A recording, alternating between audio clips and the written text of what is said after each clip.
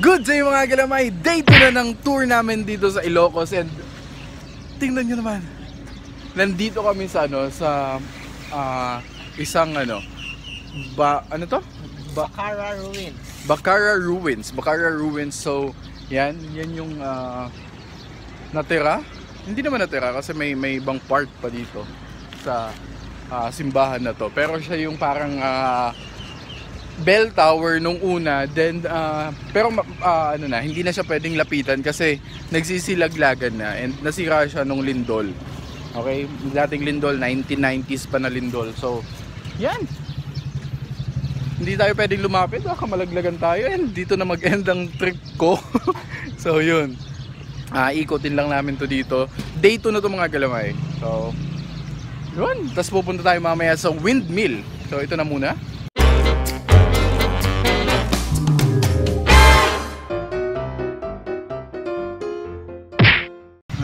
Kung mahilig kayo sa kalapate, mag-e-enjoy kasi ang daming ibon na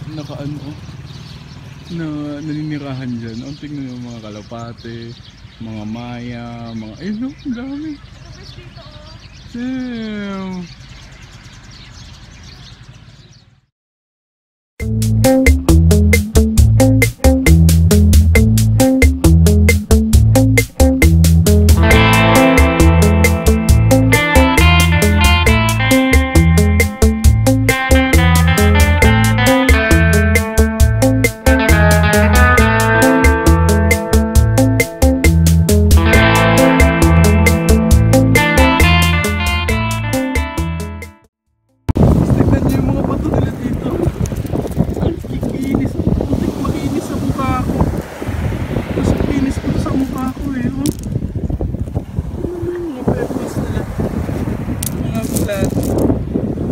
Hundreds of years mga galamay bago magawa to kung ganito So kumuha tayo ng isa souvenir. Ito, mas magandang sulatan to. Yan. Boracay of the North mga galamay. Tingnan nyo naman. Ito yung true definition of summer mga galamay. Tingnan nyo naman. Oh yeah. Let's go. Ang daming tao.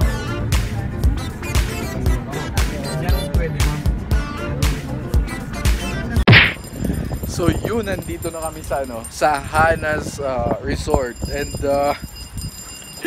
nakita nyo naman yung zipline na yun, napakahaba, 1.2 kilometers mga galamay from other island, hindi naman island, pero nasa kabila siya. Ayun, tapos tatawid ka dito.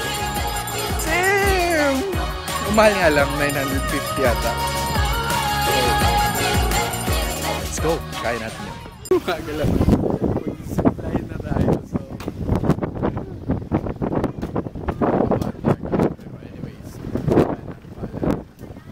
So, Superman yung gagawin namin. 1.4 kilometers. So, nag-ano tayo ng hard.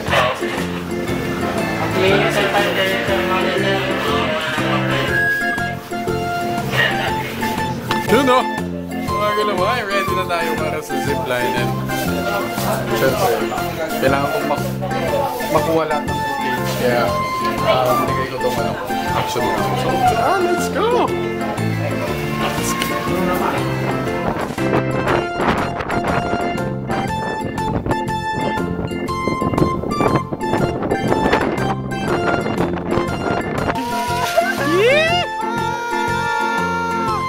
Let's go!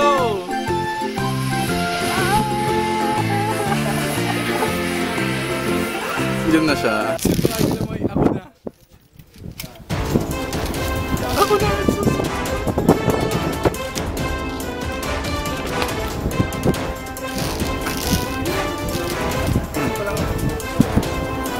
Yan, okay na?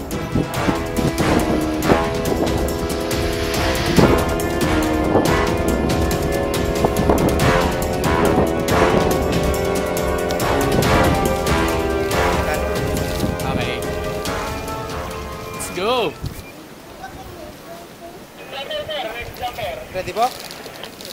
Ready sir, ready? Ready. Yahoo! Let's go!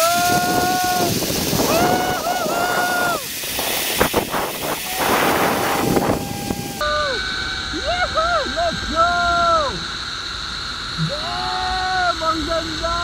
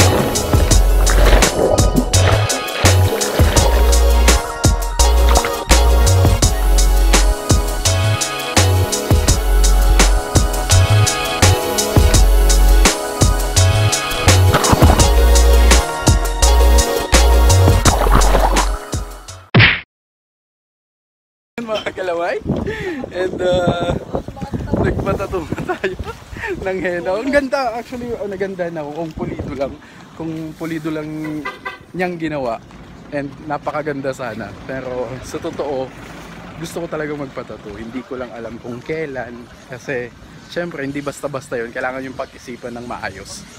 So comment down below mga kalamay, or send me sa Gagamboy TV kung ano yung design na gusto nyo ipatato ko. Tapos malay nyo, yun yung gawin ko, diba? So yun, mga kalamay, tapos na kaming mag-swimming dito, and pupunta na kami sa Bantay Abot Cave, magpipicture lang daw, then after nun kakain na kami. And yun, ito pala yung mga kasama ko, sila kuya, subscriber namin. Taga saan ka?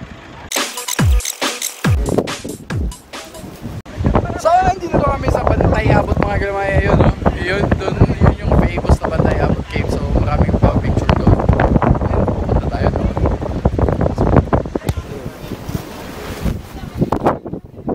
So mga kalamay, after doon sa Blue Lagoon,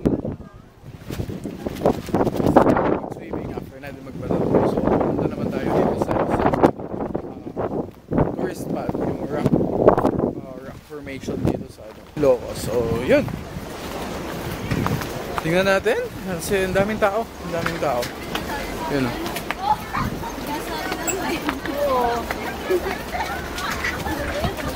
Let's see kung anong makikita natin dito. Ang galamay yun, sa kapaghanapan dito. So ito try natin. Ayun o. Doon, dami pwede paghanapan. So ito try natin kung may makita tayo. Kasi yun naman yung purpose talaga natin. Ang maghan sa trip na to. Galamay, nasakay tayo ng babae. Pwede na. Ang ito natin 50, kaya ba? Kawawa!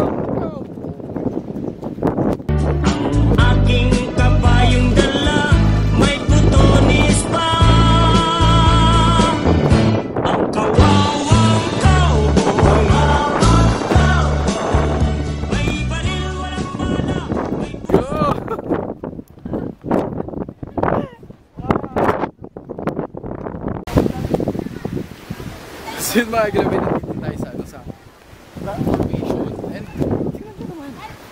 Damn! Oh yeah! Ang ganda mag-picture dun.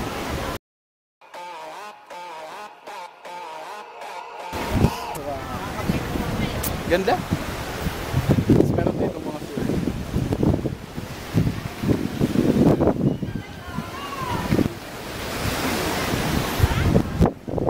So yun, pipicture lang dito after 10 to 15 minutes. Then alis na rin kami. Tara! Ayun mga galaway. So kanina nung sumasakay ko ng ng kabayo, ang dami kong nakita ng bahay and mga buko siya. And pag papunta na yung van namin, what the hell, sayang talaga. Kasi pwede tayong mag spider hunt sana dyan sa mga ganyan, lalo na dun sa unahan. Putik talaga, sayang. Ito yung mga tao na maraming gamba din.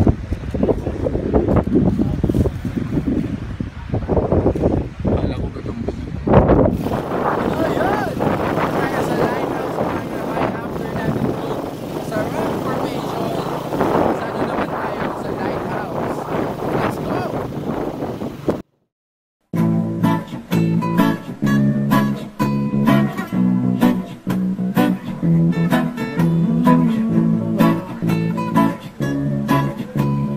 So mga gabay, nandito sa lighthouse. And I don't know kung pupunta pa ako doon, pero sige. Hindi tayo doon. Dito na kami sa lighthouse. Naaalala ka sa tuwing ako'y nag-iisa, nakabigit na kahiti habang ako'y nakakita. Napapanayig di pa nakikita. Pakita ko na yung view dito. Sa isipan ko ika'y di na mabura. Anong meron sa'yo? Ba't nababaliw ako? Bakit ba ganito? Ang nararamdaman ko? So yun mga galamay, and nagpipicture sila sa isang tourist spot dito. And ako naman, dito ako. Ayan, kasi may nakita akong pwedeng paghanapan. So, tinake ko yung opportunity kasi wala akong mapaghanapan kanina. So, tumingin tayo. So mga galamay, sa yung sapot nito. Connected siya dito.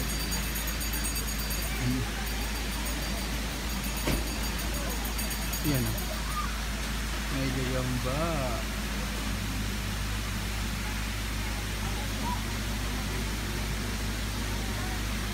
Ayan. Pero di naman tunay yan. So maghanap pa tayo.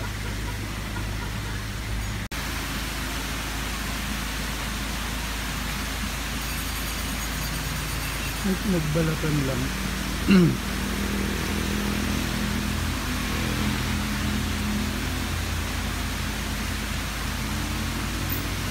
Wala. Hindi ako naghahanap kaya may call sa gilid. Kasi ang dami ng tao. Ngayon ko lang. Yun, titingin pa tayo.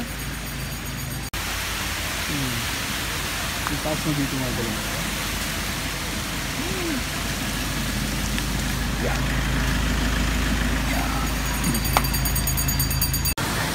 Tingnan nyo naman. Mantaas.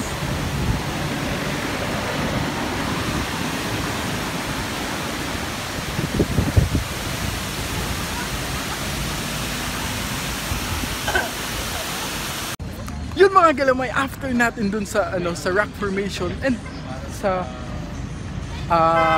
lighthouse, ito yung nasa Jessica Soho mga galamay. Maraming pera.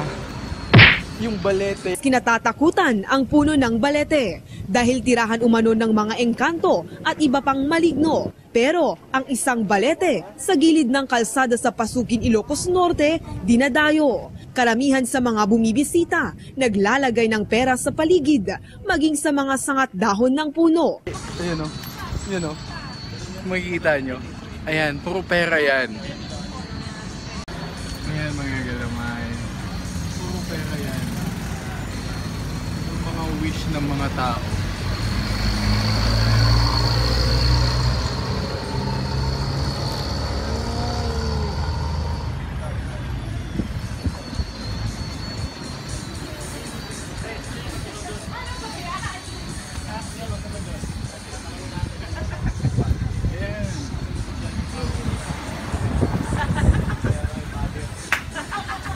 Money tree, kung tawagin nila dito. Ito yung money tree. Yung mga mga card.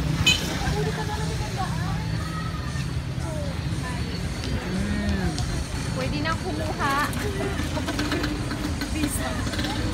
O, sino walang pamasahe? Kuha na. Kuha na! Para din na makauwi sa Manila. Day 2 dinner, mga galamay. And nandito kami sa Ramsam. Kaya lang puno and I'm not sure if mag-aantay kami. So, yun yung recommended kasi. Ni-recommend nila isang recommended kung puntahan nyo. First, La Preciosa. Pangalawa, Rafael's. Then, I don't know, tatry namin dito kung makakain kami. Pero yun, dalawa yun. Yun, best of the best dito sa Ilocania, dito sa Lawag. Let's not make it complicated.